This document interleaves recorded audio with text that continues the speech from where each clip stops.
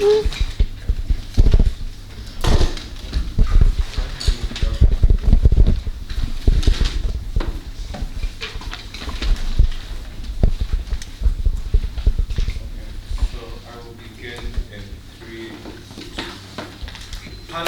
thing that we need to understand with environmental issues is that the solutions fundamentally start with us. They start with us with stopping to litter and picking up plastic that's after us. It starts with the buy-in that we get from the public and the common man. It starts with giving people an active incentive to actually understand and buy into the issues that are going on. And at a point where we prove that we can give you even marginally more action, regardless of what that action is and where it is focused, then we simply win this debate. But first, before we get into that, we'd like to frame what exactly we're proposing. So what is the 9 planetary boundaries framework? The planetary boundaries framework was developed to identify the areas of the environment which humanity depends upon the most for survival. And it gives us what specific and unique things, it gives us the damage that humanity has done to this environment and the safe space in which we need to operate in order to continue to thrive as a population. But what specific unique identification does it give in regards to this? The first is on what these boundaries are. And we need to note that it gives really niche boundaries that aren't really accessible with every framework, such as the impact that sulfur pollution has on farmers and the agrarian societies, etc. But even secondly, it gives very effective active tracking on the progress on how far these boundaries have been exceeded and how much progress has been made in remedying the impact that humanity has had on it.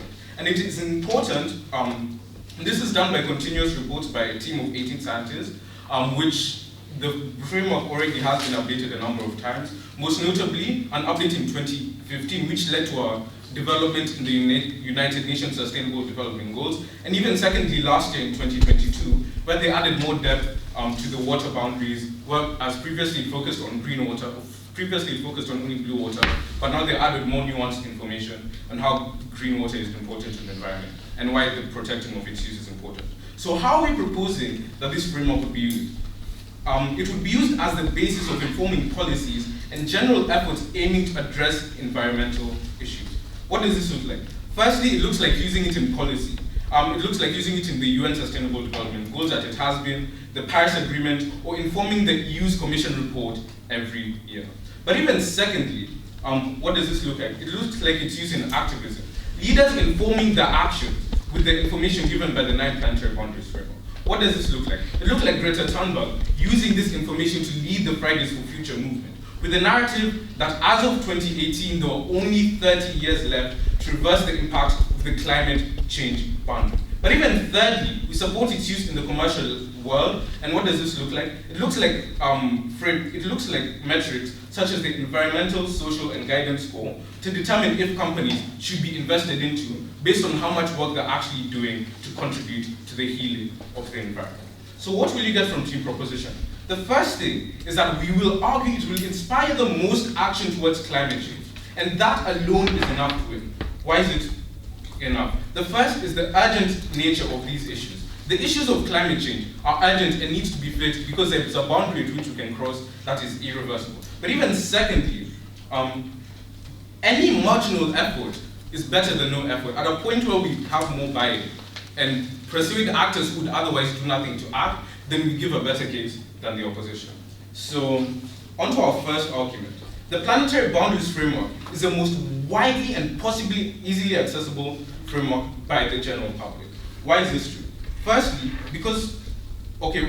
we need to understand that information on the environment is generally inaccessible. What does this look like? This looks like really long reports in agreements like the Kyoto Protocol that the common man just simply won't have the incentive to read.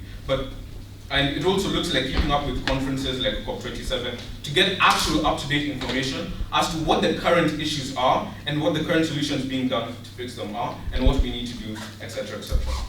Why is this problematic? It's problematic because the general public is unlikely to take such action to learn some things. But even if they somehow do manage to get the drive to read through the Kyoto Protocol and see the issues that exist, it's very rare that you'll find someone in the general public will understand. But again, at the point where the 9 planetary boundaries framework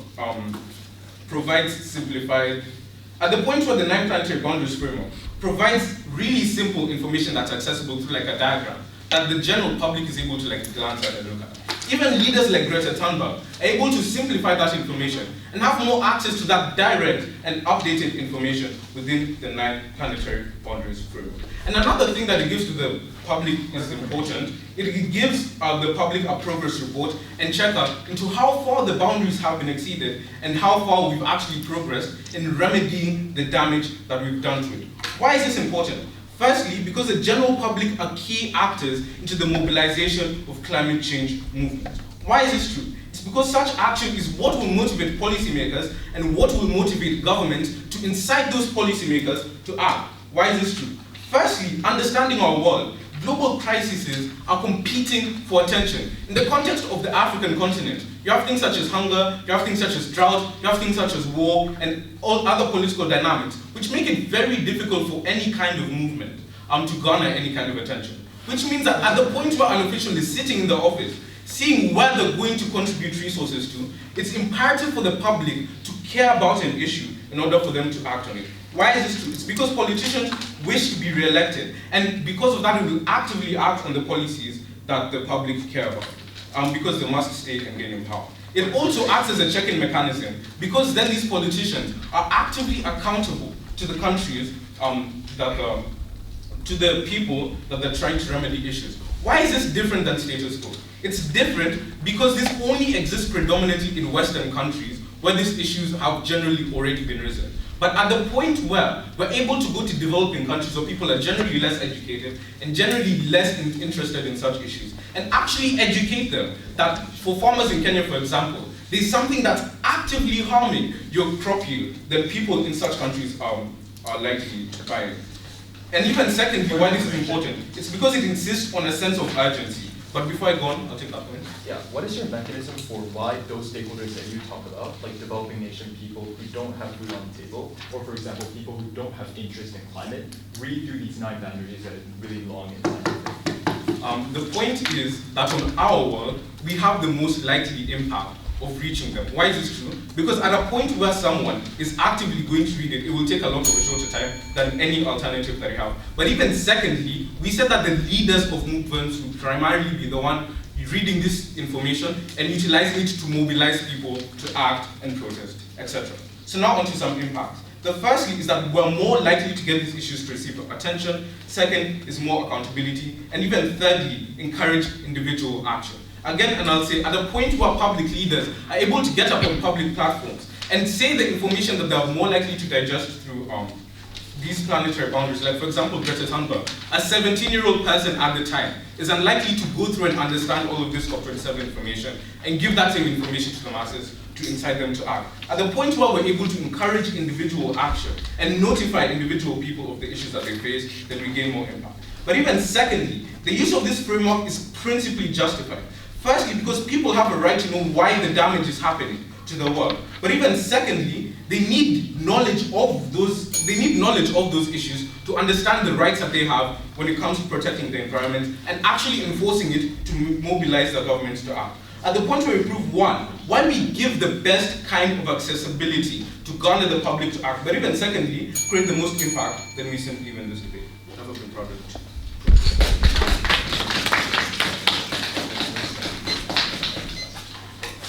We thank Prime Minister for a very kind speech. Now let's move on to first off, starting opposition case. Here.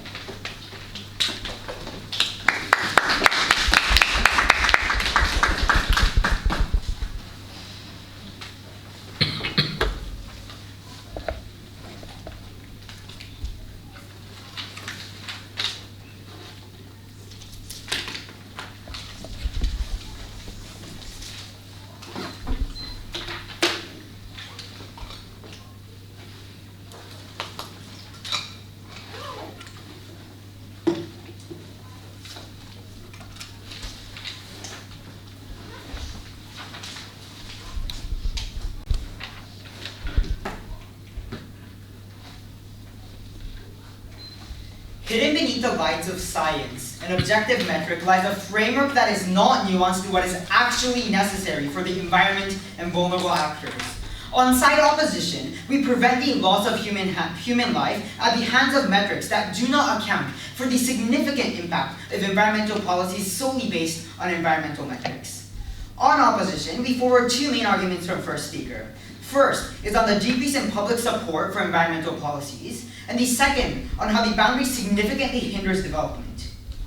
Before argumentation, there's three main pieces on frame I'd like to cover. First, on what exactly the 9 planetary boundaries looks like, and there's three characterizations I want to make note of. First, the planetary boundaries, or NPBs, present an extreme and radical step to climate change policies. That is to say, that insofar as it is made around the idea of making Earth inhabitable for years and years to come, it makes the boundaries extremely radical and restrictive. Second, it presents an unrealistic and therefore dystopian representation of humanity. And third, it portrays the requirements of fixing the environment to be large-scale global change. The second piece on frame I'd like to make note of is what the use of 9 planetary boundaries looks like, and there's two characterizations here. First, it looks like it being used in policy discussions in local governments or climate summits. But secondly, it also looks like the 9 planetary boundaries being used within the context of social movements and narratives. The third and final piece on frame is on what the world we support looks like. And basically, it's very simple. We imagine and envision the environmental advocacy and policies to look like what it is in the status quo and its likely trajectory of the current situation. Before argument one, extraneous rebuttals. Two things. Firstly, just because something is accessible and easy doesn't mean I read something. So the entire argument on how individuals, specifically in developing nations, are going to have increased exposure to information doesn't make sense. Just because I can watch anime doesn't mean I actively watch anime. They need to mechanize. But also, secondly, the right to information is perfectly protected in the status quo in developing nations, insofar as access to the internet still exists and censorship is not a thing. With that said then, the first argument I'd like to bring is on decreased public support for environmental causes. The first question under this argument is on why these citizens will be polarized from environments in the long term. And there's 4 reasons why this is true. Firstly, citizens will fail to understand the NPBs due to its complex use of numbers. The inherent nature of numbers is that you're unable to derive specific illustration or emotional connections. The second reason that it does not align, the second reason is that it does not align with their proximate surroundings and thus isn't convincing. The notion that the world is ending is inherently contradictory with our daily lives and sounds like a lie. Thirdly, when the NPBs are implemented in harsh ways, citizens on the ground now actually feel angry at environmental policies because these policies actively steal your livelihood. And fourthly, because these NPBs are so big in scale, it makes the impact of a citizen's day-to-day action look small and meaningless. So then the second main question under this argument is on what the implication of feeling this sort of alienation is. And there's 2 things here. First, people are far less likely to take individual actions that benefit the environment, which they characterize as essential. Even if it's small actions like recycling, on a global scale, it creates significant benefits. But second, environmental politicians likely lose support because the policies themselves get unpopular. This means that it increases the possibility of policies being reversed after the term of the current government's ending, and therefore even in proposition's very best case scenario, their policies on their side are not sustainable. The third question under this argument is on why it's unlikely to happen in our comparative. And this is because the kind of advocacy that we get on our side is far more likely to be convincing. This looks like a more humanized, emotional portrayal, or a more optimistic narrative that talks about how even small actions means you're contributing to environmental betterment. This advocacy is far more likely to be convincing to the average individual, and thus we are able to sustain political support for climate protection. Before moving to second, what alternative do you give that would be even more effective in creating this people-pleasing idea of an environmental solution? As I said in my frame, the alternative that we support is the extension upon the status quo and the likely trajectory that the climate change action and social movements take in the future. On to our second argument on how NPBs hinders development. The first question under this argument is on why it's likely that NPBs will be implemented in the form of harsh policies, and there's 3 reasons to say here. First, because for the government bench to accrue any of the benefits that they claim, they have to push for a world with a strong usage and employment of these standards. But secondly, even if you don't take that analysis, it's likely that the boundaries are forced upon these countries through international institutions because there exists no incentive for countries to opt in.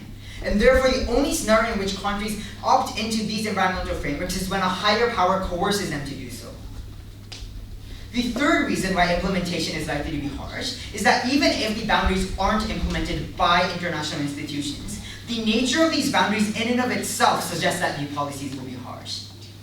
This is because the success of these environmental policies are now going to be measured by how effective they were in preventing us from crossing the boundaries, which are inherently absolute and threatening boundaries that are extremely hard to meet.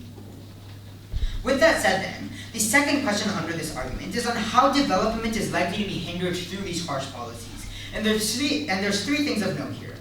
First, these developing nations are bound to coercive treaties. This looks like when a country shows a lack of compliance, that country receives pressure to comply through an imposition of sanctions, a decrease in international political support, etc. But secondly, developmental aid is now also contingent on how much emissions you reduce or how green you are. This forces countries to implement policies even when they're directly oppositional to their economic interests. And third, developmental policies and environmental policies tend to be in direct opposition. This looks like policies that limit development, such as the introduction of carbon taxation, strict limits on farmable land, and factory regulations. Before I move to impacts, sure. Are you aware that all of the impacts that you're giving aren't inherently issues of the 9 planetary boundaries framework, but just the reality of how drastic the climate change issue is? The impacts that we are giving is the implication that comes from the 9 planetary boundaries being inherently very, very harsh, significantly disproportionately impacting individuals and countries and developing countries, which creates this sort of situation, and I'll explain why this is significantly bad. What is the economic implication for people on the ground from our second argument? There's two things. The first is a commodity price increase due to A, there is a direct increase in the cost of energy due to it having to be climate and sustainable, but also B, being environmentally friendly with energy costs. Being environmentally friendly with energy costs money, like having to buy expensive filtration systems. The second implication is on an increase in unemployment, and this is due to companies lacking fundamental capital to employ people as they are being financially constrained when they have to use money for the environment. The comparative on our side is that in the absence of an absolute metric, we are far more likely to achieve balanced policies with a wider consideration for various effects. Note here that we are completely fine in our very worst case scenario to have no individual in developing countries have any knowledge on the environment, insofar as we drastically improve the lives of these individuals in developing countries and saves their lives. The NPBs ignore significant and important metrics for a thriving human race. Very proud to oppose. Thank you.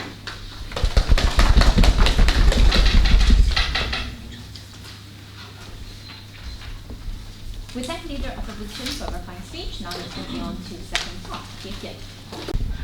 While the system offered, or the solutions offered by team opposition, seem to be a mitigation to the fact that the 9 planetary boundaries are a realistic framework and are highlighting very key and important topics within the issue of the environment that are not highlighted under status quo. And what is more important is that ignoring these issues has a harsh and dire consequence on the world as a whole.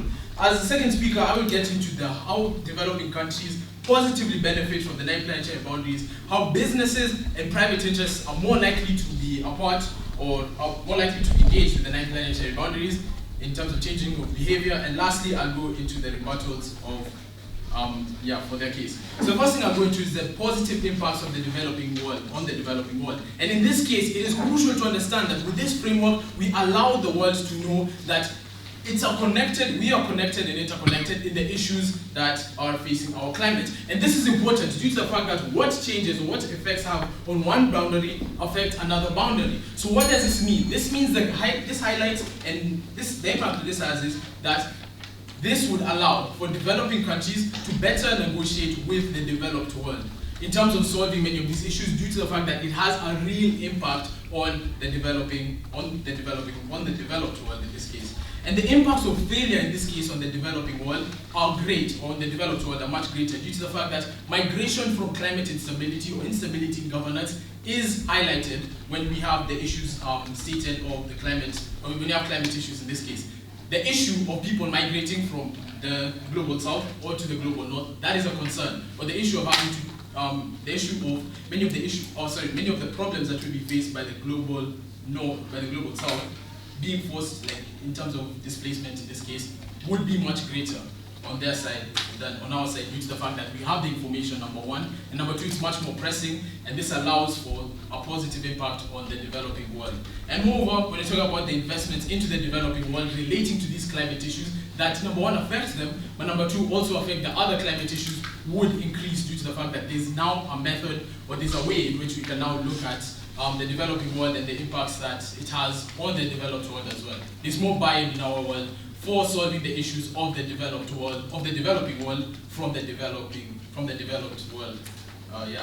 And then the issue of global cooperation, extending beyond that, is the issue of global cooperation in terms of climate issues amongst much larger countries. And in this case, this looks like efforts between countries like China and the USA increasing due to the fact that they understand the issues that affect one country, affect the other country, which further goes into the point of global cooperation beyond the issue of the developing world, but moving on to the developed world, being more willing to cooperate with one another. And in the absolute least likely case, the principle of people understanding and having accessibility to this information is extremely important. As we understand, knowledge is power. And in this case, when we're trying to say that we're going to refuse, as the first speaker mentioned, would be less likely, or would not want to have this the developing world coming into this, the developing world having an understanding of these issues, that not only decreases the buy-in that the developing world has for these issues, but it also decreases the ability for the developing world to understand the key issues that they're facing within their economies and understand the reasons as to why or how they can address many of these issues, rather than looking at the kumbaya world that they're presenting. Before I go into weighing of short-term goals versus long-term sustainability, I'll take that POI. Yeah. Okay, so you say that the developed world will be more willing to cooperate, but what is exactly the mechanism for them leaving behind their prior incentives to survive on such and going to actively help the developing world? From using the framework, we understand that one issue of the framework affects another issue of the framework. So this means that not addressing one issue of the framework that may be seen in one part of the world directly affects how they address another framework that is seen in their world, or in this case, in the developed world. So what this means is that it allows for many of these developing countries to better get funding that is able to address many of these issues and solve multiple climate issues with one solution. And moreover, I'll go into the short-term versus long-term sustainability. On our side, we view the trade-off of short-term sustainability or short-term economic growth to be less important than the long-term sustainability and the long-term goals that we see on our side. When you have a more cooperative world in terms of the addressing of climate change, when you have a world where people understand the key issues that are being presented, and as my first speaker talked about, they understand the manner in which they can address these issues, or there's an urgency to address these issues, we view the short-term trade-offs to be not as important, because we're talking about things that are life-altering, and we're talking about things that have an impact on a global scale. So in this case, this comes across like the issues that are created generationally. This affects your children, the children of your children. And in this case, we cannot sacrifice short-term sustainability or short-term economic growth in the case where long-term benefits are seen in our world. Before I go into the business interests and private interests, I'll take that point. Yeah, not getting development and being entrenched in further poverty means that generations of your children are going to be impacted. Exactly. When you do not provide people an understanding of how they can address many of these climate issues, or you do not provide people an understanding of how you don't provide people an understanding of the limits with which they operate within, that issue becomes more exacerbated due to the fact that, number one, as I spoke about, they don't have an understanding of where they are. So imagine you talk about land degradation. People are degrading the land, but they do not have an understanding of that how going into place. What happens to their children or the children of their children? Again, that is something that is not only symmetric, but I feel that's something that we win on in terms of the long-term sustainability in this case against the short-term trade-offs. Now, going into business and private interests within this debate, the business interests and the metrics that we provide have stemmed from the 9 planetary boundaries. Metrics like the ESG score, environmental, social, and governance score, allows for these companies, which have been influenced by the 9 planetary boundaries, allows for many of these companies to take more action that would be addressed by, take more action that is seen within the 9 planetary boundaries. What does this look like? This looks like companies either investing into renewable energy or renewable energy sources because of the fact that that's something that's been highlighted, or investing into issues relating to sulfur, is the fact that they understand that this is an issue highlighted by the 9 planetary boundaries, and it's also very visible as a metric to the shareholders that are within this company, and also to many of the shareholders and the public as well, because the public can now understand quantifiably the manner in which these companies are contributing to the success of the planet or the development of the planet. This secures investment for the future of many of these companies and provides direct incentives for many of these corporations to act through the metrics that are provided from ESG scores, which have been held through the 9 planetary boundaries. And moreover, companies using the model, or companies would, let's talk about the fact that companies may use the model to exploit the natural environment. Even if this is something that happens on our side, we know the impact that they're having on the natural world, and we can further or better address it in terms of a policy level, when we're talking about these issues. Having the framework that they provide when they talk about simply approaching things from a humanist point of view, how would that function when we're talking about the issues that companies are contributing to? That is something that is key to this debate, and I hope that they're able to address in this debate. We believe we've won on all of these points. Proud to propose.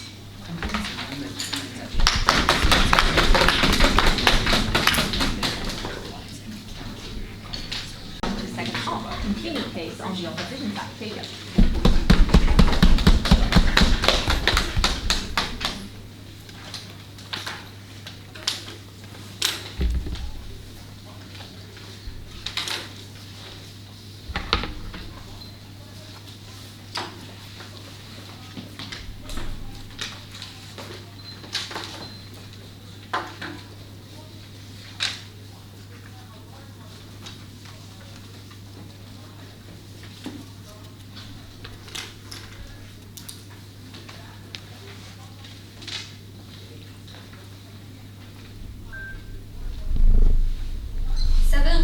And 90 million individuals live under the poverty line today.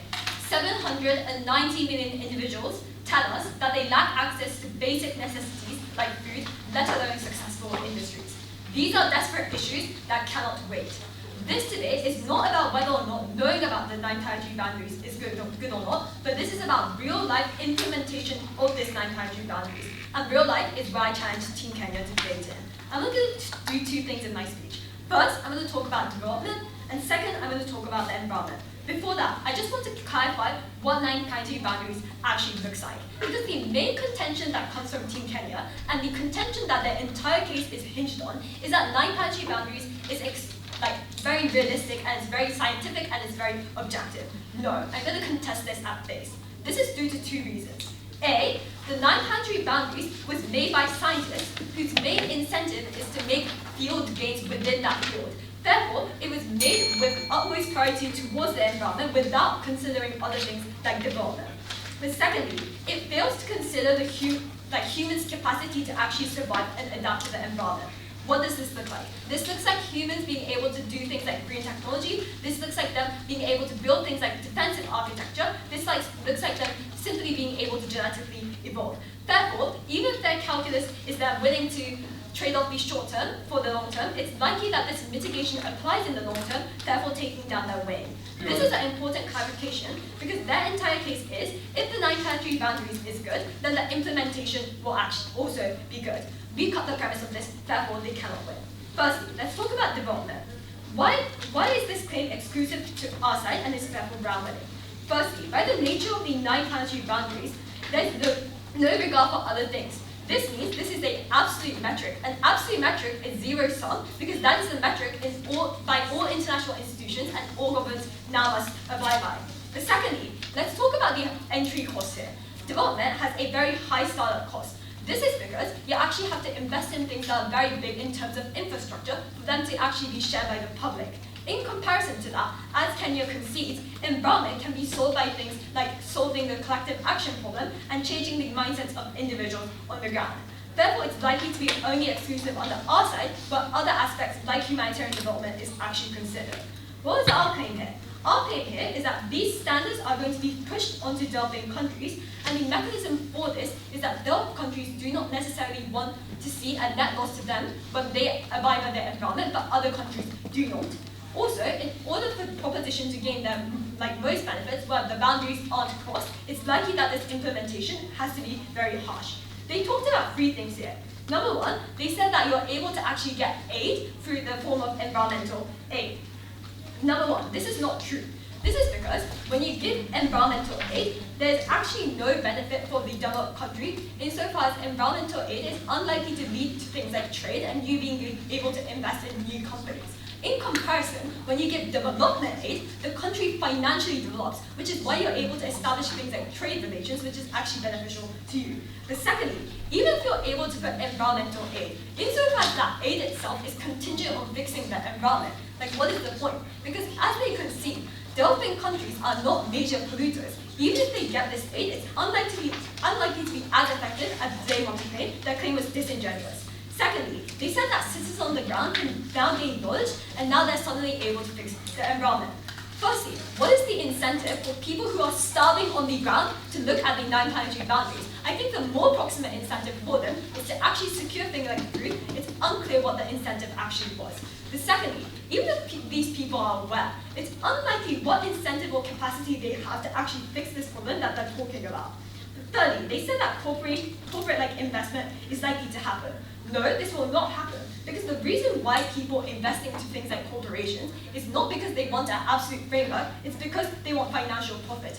Insofar as doing things that are environmentally unfriendly is likely to gather more profit, it's unlikely that people are going to invest under their side. I want to weigh this cash then. The weighing that I'm going to give here is on the quality of life of citizens on the ground. The value judgment I want to insert here is that environment only matters to the extent that it has an impact on the quality of life of people on the ground. First, if we can prove that the quality of life of people on the ground is higher on our side, we can also teach the debate. With that, there's 2 pieces of framing. Firstly, on the intensity of impact. Because let's be clear here, empirically speaking, 6 out of 9 of the boundaries are already crossed, right? And we're doing pretty fine. But in comparison, people who do not have development are literally starving on the ground right now. The secondly, on time frame, when development happens, that is when you actually have the financial capacity to care about the environment, as shown by companies in America actually doing things like green technology. Outside of that value judgment, though, here's 2 pieces of weighing to show why our catch is the most important. Firstly, on principle, it is morally wrong that developing countries are hindered from developing because the harms of the environment stem from these developed countries emitting from their own process of industrialization. First, principally, these countries deserve the right. But secondly, as a prerequisite, right, you actually need to be alive in order to reap the benefits of the environment in the first place. I want to talk about the second clash then on environment. Before that, I'll take a POI there as well. As your principal argument talked about many of these developing countries are shouldn't take the benefit, from funding. But under your word, wouldn't they take the major impact of climate issues? Doesn't that negate the issue of them consenting to these climate agreements? No, I don't think that's true, because on the our side, these countries are able to develop, which is why they're able to do things like defensive architecture and actively combat the environmental crisis that you want to talk about. Okay, on to the second clash then. On the environment. Firstly, I want to talk about the characterization of the implementation of these policies in the first place. First, as we already characterized, these are likely to be very harsh, and secondly, this only considers the environment. The implication of this characterization is very important. This is because the exposure that people have towards these 9 planetary boundaries is not through reading the impact, but because of their own analysis on how people are interested in development, but the exposure that they have to the 9 planetary boundaries is through the policies that these governments have. Therefore, because these policies are likely to be harsh, people feel active alienation and hatred for the environmental policies in the first place. Therefore, because of the way of exposure, it's unlikely that people's perception is going to change. I want to flip this then. Awareness is actually better on the our side. The reason because movements campaign people on our side in order to get policy change to lobby the government. But on their side, because the government is already implementing these policies, social movements aren't actually going to push their environmental agenda onto these people. Therefore, social movements have less incentive to spread awareness on their side. I want to engage the specific impacts that they have here. They say that when people are aware, they're able to solve the collective action crisis. This is a huge logical leap, right? Because even if people know, it's unlikely that they're actually going to take steps insofar as this is not a proximate incentive for them. What is the strategic implication under this clash? Proposition cannot win on their big push. Firstly, because baseline environmental protection is absolutely symmetric. The reason for this is that humans' gut instinct is obviously to survive, right? Which means that they're obviously going to do the baseline steps in order for them to protect themselves against the environment. But secondly, if their biggest push is the collective action problem, that is better solved on our side because of our analysis on things like people feeling alienation and people thinking that the boundaries is too much, that all of their actions are minimal. At the end of the day, it's abundantly clear that their environment comes at the cost of Joe, and they're very proud to oppose.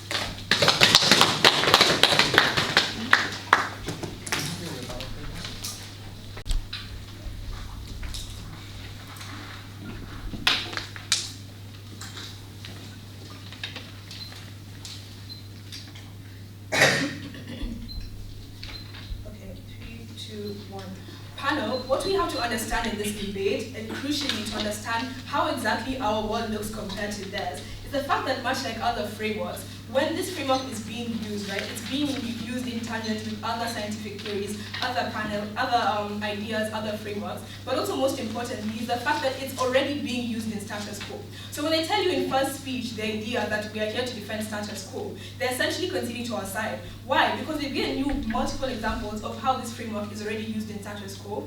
What we are arguing for is a further support or the increased support of this. What does their world actually look like? Their world looks like a world where these boundaries are completely not being supported. So they had to come and give us reasons why, and that give us justification why this isn't being supported. But even secondly, they cannot come and claim that they are supporting status quo in that these boundaries are already being used in status quo, and we've shown you how, for example, in the SDGs, in the draft 0 of the Paris Agreement, etc., etc. Secondly, panel, what you have to understand is that the entire case is based on the fact that these boundaries are then too harsh, and this will lead to a whole bunch of harms, which they don't tell us how, one, this is inclusive to their side of the world. Panel, why is this important? Because if we're looking at climate action, if we're looking at boundaries or agreements on climate, they inherently have to be harsh, and I'll prove to you that in my speech and why that harshness is important. But even secondly, panel, and a really crucial and important response to this is that it doesn't engage with how they've been used in status quo. And these are the examples that we brought to you in first speech, for example, the SDGs, the Paris Agreement, and the Fridays for Future. These are already existing ways in which and implementations of this framework, which have not been harsh to the point where the buying is completely erased and there is there's no incentive to get involved in these movements. But secondly, the drastic issues are a reflection of reality, and I'll prove to you why this reflection of reality and why we need to face the facts is important in this debate, especially if we're considering urgency in the climate issue. So I think then two main clashes as I see them as they pan out in this debate. Firstly is on the issue of which side is better able to gain sustainable development, and secondly is on the issue of buying and how many actors were actually able to get in and have effective climate action. Beginning with the second clash on the issue of buying, we've proven to you on 3 levels how we're able to get buy-in: on the government level, on the leaders level, but even on the local level of your everyday person. Why is this buy-in effectively important, right? Because they give us a response, right, which is that the harshness of these boundaries would reduce the buy-in. The mechanisms they give you for this and why they're fundamentally flawed and why we think our buy-in still stands is that first, the issue of the planetary boundaries being, or numbers that are complicated or being hard to quantify, we think isn't an exclusive harm on our side of the world. Because if we're looking at the alternatives that they present with the Kyoto Protocol and with all of these other alternatives that are equally as hard to digest, then it becomes a symmetrical issue. What we then provide to you exclusively is the interconnectivity of these boundaries, the fact that they are able to touch on multiple environmental areas. But even thirdly, if we ignore all of that, the fact that what they've claimed is simply untrue in this debate. Why is this? Because we see in status quo ways to digest the 9 planetary boundaries that are easy. You see a graph and it's showing you where we've passed and where the safe zone is. We think at a point where it's easily able and it's easily digestible, then we're able to get this fine. If I continue, I'll take it. Sure. If citizens look at the graph and the boundary is already crossed, what is the incentive for them to actually do action back on the environment? Okay, I'll get into that and prove that and why we have that better on our side of the world and prove that in my speech. So again, then going on to what they're mentioning, right? They give us one response as to why this accountability and why this buy-in doesn't exist on our side of the world, which is the fact that just because we look at these boundaries doesn't mean we then have the incentive to then act on them. 2 responses, right? The fact that people have these boundaries and have these accessibilities, we think is important, even if it leads to marginal action. We think it's important and we think it's a principal right for people to have access to this information. But even secondly, we've proven to you and we've shown to you how the leaders of movements such as Fridays for Future are then the ones who are then able to get this movement from the citizens, right? The leaders will actively know and then inform, or the icons of the political leaders around will then be able to form and inform these people of what, inform their followers, and then we're able to get the action that we are looking for. So in terms of weighing panel, we think that the metric for buying on their side of the world simply does not exist, or simply... I'll take it in a second. The metric for buying on their word simply does not exist because they do not provide to us any substantive alternatives as to how they're able to get buying on that side of the world. But panel, even secondly, the reason why we gave you a stakeholder analysis of the businesses, of the citizens, and of the government is because the nature of these climate agreements means that we have to get everybody involved, and because of this utilitarian aspect that it affects everyone, thus everybody would need to be involved. I'll take your PY. What's your analysis as to why social movements about the environment can only uniquely exist in your world and therefore lobby politicians in your world? I don't think that's a claim we've made on our side of the world. The claim is that they're not going to exist but be more accessible, right? If we're looking at status quo at the moment, these things exist, the Kyoto Protocol exists, the Paris Agreement exists, but if you go to your average citizen, go to your average person, let's say in a developing country, they're unable to quantify action that they need to take. Something we get from their side of the world, right, is the fact that political support will reduce and thus there'll be less buying. And they tell us this because it's a global issue that a citizen or myself would look small compared to the boundaries that we're trying to combat. Again, panel, we think this is a symmetrical issue. If we're looking at that side of the world with the Paris agreements, right, we're looking to reduce global warming by 5% or the temperatures by 5%. We think, again, that's again a global target. We think the issue of looking small becomes symmetric. What we provide to you exclusively on our side of the world is the interconnectivity of these boundaries, which we think is then valuable in this debate. On to the second clash, which is on the issue of sustainable development. Panel, again, going back to these harsh policies and why they then, even if we take them at our absolute worst case, why these harsh policies then become important. One, they give us a very harmful response to their case, which is the fact that these policies being harsh then hinders development and is unfair on the developing countries. Panel, one important thing to note about this is the fact that climate change policies is in and of themselves, if they use that metric of being unharsh, we think then it doesn't become exclusive to the 9 planetary boundaries, it becomes an exclusive issue. But even secondly, the idea of hindering development, we think, doesn't hold as much water in this debate because of 2 main reasons. One, in the planetary boundaries, there's an exclusive benefit for, there's an exclusive incentive for developing countries to then aid in development of green tech and of green solutions because it directly affects them in developing countries, meaning that we as the USA would then be incentivized to develop and to help other nations develop these green tech solutions because I know it will come back and affect me in another area of the planetary boundaries. Because of this, we're likely to have more green tech innovation. We're likely to have more of this, and we think that's important when we're in this debate for 2 main reasons. One is because even if we're trading off development in the short run, we think it's more important because of gaining sustainability in the long run, and we think that's important because of the issue of urgency in this debate. But even thirdly, panel, if they say that we're hindering the development of our future generations and the quality of life of future generations, we think at a point where you've developed your country now, but in the future you're suffering from excessive climate change effects, then your future generations suffer more and there's more harm therefore on that side. Because of this, we're proud to report.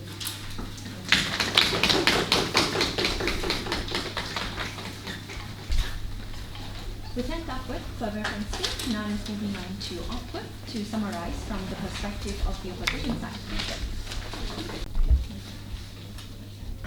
Can I be heard if I talk at this volume? Okay. Let's talk about the counterfactual first. We told you all the way from first, consistently, that the counterfactual that we support on our side is merely an extension of the status quo. We have every fiat to assume this, because without the existence of aggressive use of non-planetary boundaries, it's very likely that it will be the continuous use of the status quo, where non-planetary boundaries isn't getting that much often. So what is the status quo actually like? And let me characterize this, because it's very important for their case and detrimental. They assume that non-planetary boundaries is already being used in the status quo. But no, that's not exactly the case, right? Non-planetary boundaries purely focus on cutting down on emission and purely focus on the scientific aspects of how much reduction you're able to do and how much protection you're able to get for things like environmental policies. You don't see any of that being reflected in things like SDGs, where they actually care about developing people on the ground, giving access to things like gender equality and such. Therefore, all of these empiric analysis actually proves their point otherwise, and therefore their weird framing that comes from their prop theory is just a little bit false. With that, I want to engage on two topics. Firstly, does development happen on their side of the house, and why this actually won us to debate? Secondly, on the environment, will people buy in or buy out of the environmental movements? Firstly then, on development. And we think this is the far most important issue that they fail to engage to. And actually, the strategic mistake that I want to highlight at the top of this speech is that they concede to all of this analysis. They argue, precisely down all of their bench, that they support things like stricter policies and harsher implementations of environmentally protective measures. And therefore, as they do not engage at all to the fact that we already proved to you that these stricter measures are likely to lead to reduction in things like development, they concede that development will happen. And here's why this was a mistake for them. This is because we've given you countless weighing metrics as to why development is the most important thing.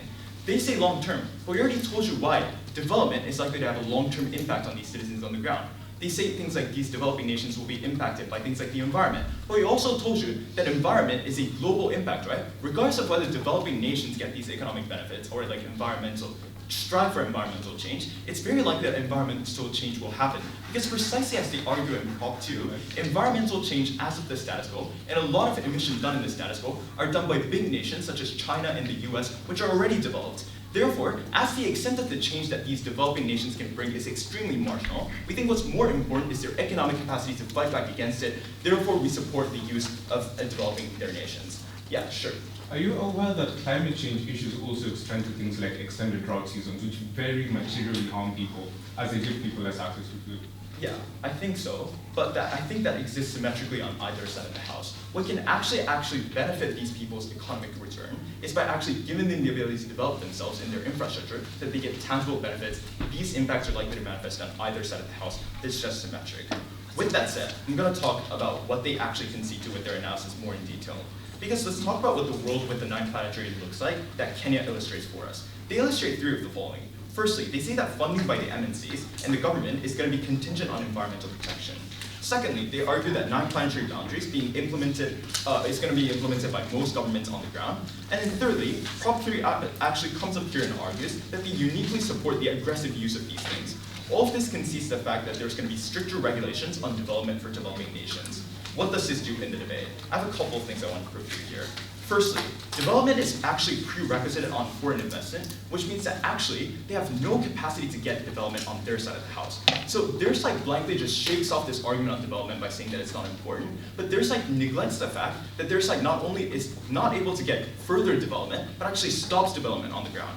We already told you that startup cost is extremely high for development, and that is why for them to actually get infrastructural development, they need to actually have a lot of money. That's why government and MNC's funding is extremely important. Therefore, our argument was that development doesn't happen on their side, crucially unengaged from their side of the house. The second implication of this that we already told you from first is that development, in order for you to actually have development, you need actual policies that emit, like, to some degree, like carbon emission, right? And their heavily reductionist policy actually cuts down on that. All of these actually prove to you that development is a positive benefit that we can uniquely get on their side, and they cannot get on their side of the house. Their minor engagement to all of our analysis is to say that developing economy will be better because, you know, of the POI thing that they already talked about. But I have 2 responses to this. Firstly, there's no explanation as to why this won't happen on our side of the house. People's economic knowledge of what the environmental destruction does will happen symmetrically on either side, given that they already concede the fact that things like social movements are likely to exist. But secondly, economic harm by the environment isn't likely to be much of a consideration for these developing nations, considering the fact that the loss that they annually incur from things like the environment is much unlikely to be outweighed by the net loss that they incur by just simply not having things like clean water, just not having jobs on the ground, or not having trains and such. Therefore, on a degree of severity, we think that we are way over in terms of the development. With that said, I'm going to talk about the less important clash in this debate, which is about the environment. And I'm basically going to engage on two subclasses. First, will people actually buy in or not? And then secondly, I'm going to talk about developed world and whether they'll cooperate to fixing developing nations' problems. First, will people buy in or not? And this is their first and major argument, so disproving this point strategically advances us in this debate. Props analysis here is that information will be more accessible to the people on the ground. 3 responses. First, they never prove why accessibility actually leads to buy-in, insofar as they never analyze why those stakeholders process changes and opting into these movements. But secondly, why is it that social movements that close in the distance between these people and these environmental issues cannot exist symmetrically on our side of the house as well, right? They do not engage this at all. But third, let's actually analyze who the kinds of stakeholders they're talking about is. Because they make a concession in their Prop 1 that the Western people are aware of the environmental problems that exist on the ground. And then they say, to have a delta in this debate, that their delta mainly lies upon people who don't have an interest in developed nations, or developing nations people who are just struggling to find food on the table and such. Then, the premise for their argument is that these people will suddenly get a lot more interest in development on their side of the house. There's 2 reasons as to why this is unlikely on each of their examples. Firstly, on developing nations people, they just suffer from lack of food or meeting their primary interests. Therefore, it's unclear to me as to why they'll suddenly have so much more interest in things like the environment and take up that extra attention capital. But secondly, about people who don't have interest within things like developed nations. For these people, they already have a certain level of exposure to things like social movements that currently advocate and stress the urgency of the situation on the ground. However, these people are not opting into these social movements despite all of this. Therefore, it's unclear to me why their calculus changes on their side of the house. Actually, fourthly though, let me actually flip their analysis, that these people are actually far more likely to be alienated by the nature of NPVs being radical. Why is my flip analysis likely to be more probable? This extends onto what my previous speakers told you about, but NPVs, notably, is a framework created by scientists, and therefore they want to create urgency. This is why 6 out of 9 boundaries are currently crossed, and it takes a lot of action to actually reverse that. Therefore, the implication of all of this is that per their stakeholders being ignorant in terms of the environment, it's very likely that the natural reaction of them is that they just cannot see what the extent of their action will do to actually change the situation. Therefore, this collective action problem that they want to stress on actually doesn't happen on their side and actually worsens on their side of the house. Briefly then, let's talk about developed world cooperating to fix developing nations' issues. First, it's unclear to me why they'll suddenly become so altruistic. Secondly, the reason why they'll unlikely be altruistic is because they are the ones that are currently emitting a lot in the status quo. They are the ones that precisely need these green technology to actually reduce the amount of emission. Things like China, they are really red in terms of the 9 planetary boundaries right now. Therefore, it's very likely that their priority, before investing into these developing nations, is investing onto the developed nations themselves. Therefore, it's unclear to me why their calculus changes on their side of the house. For all of those reasons, we take the debate, vote Japan.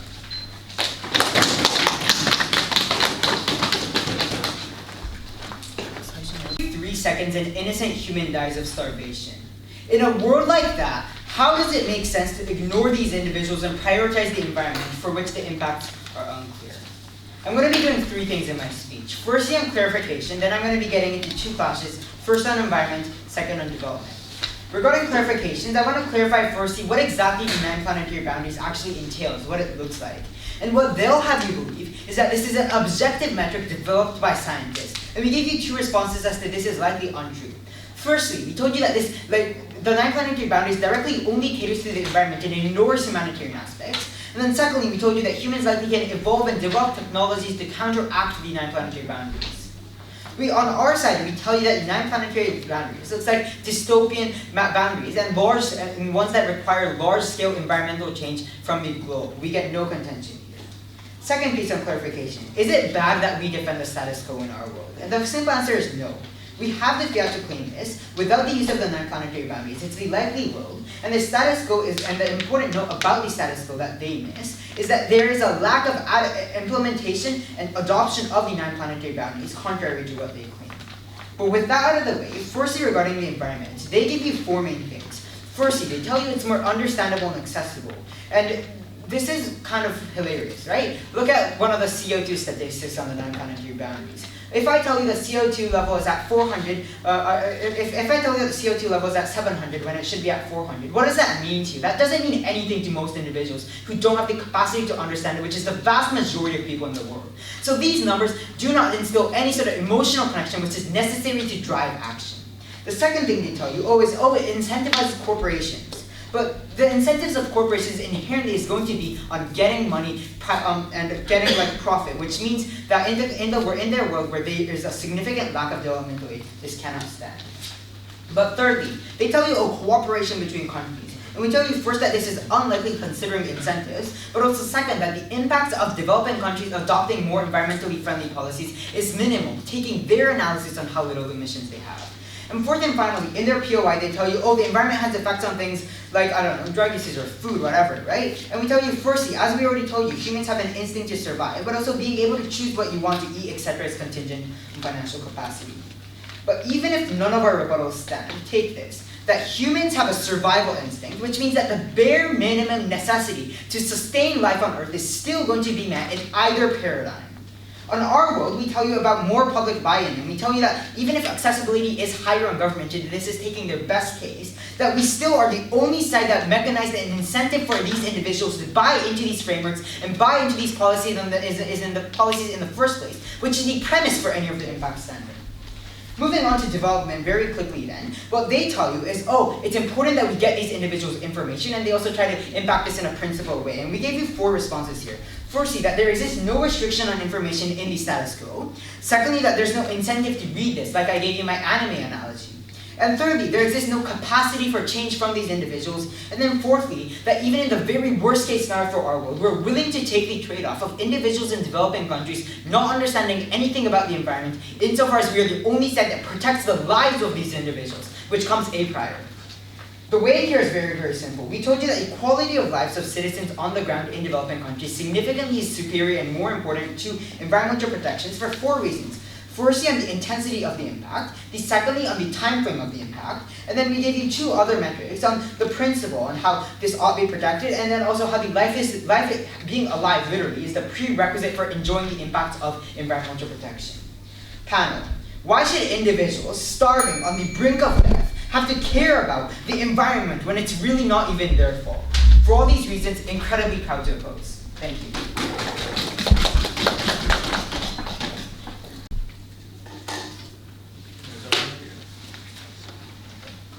I will begin my speech in 3, 2, 1. Panel, why should starving individuals care when they have all of these issues going on about climate change? I'll tell you a story about my weekend, right, and how it very directly relates to this debate. I spent the last weekend in Narok County, Kenya, where students only have half a bucket of water to last them the week. Why is this the case? It is the case because of the extended drought seasons that Kenya has been going through, directly because of the issues that exist within the climate change issues that are outlined in the boundaries, and because people are not taking drastic actions to solve these, so that there can be more rain in Narok County, so that people can actually have access to the water.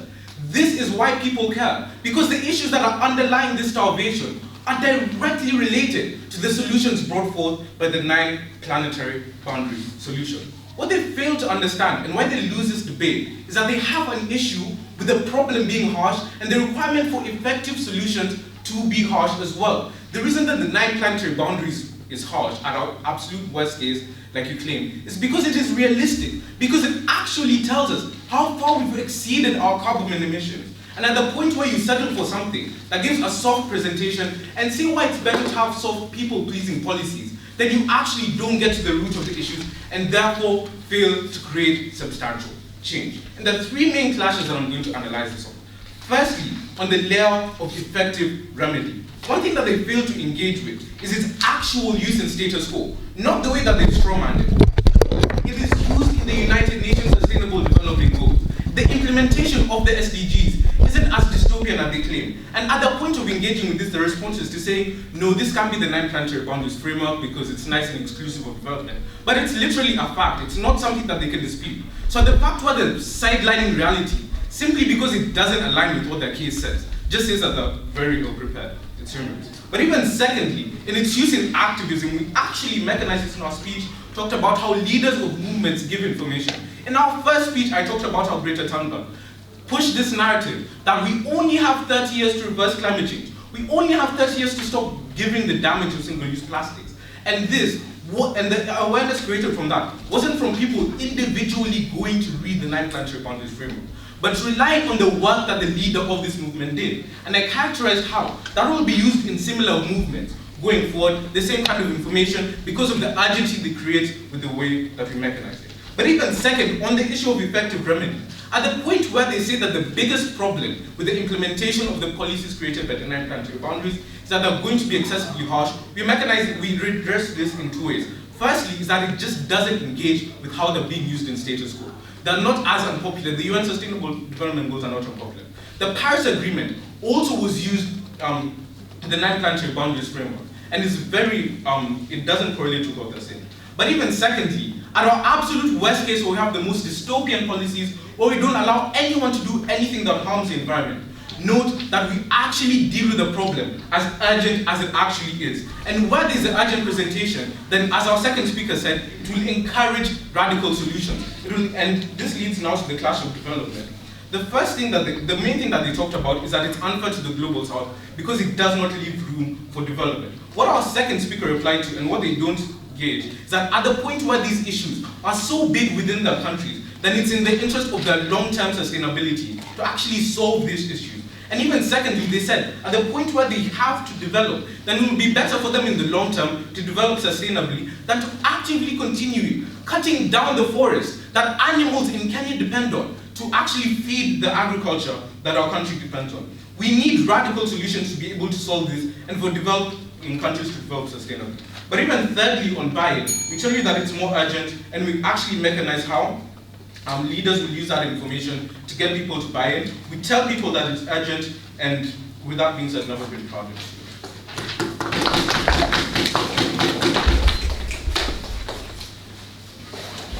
We thank all debaters for a very heated, also spirited round.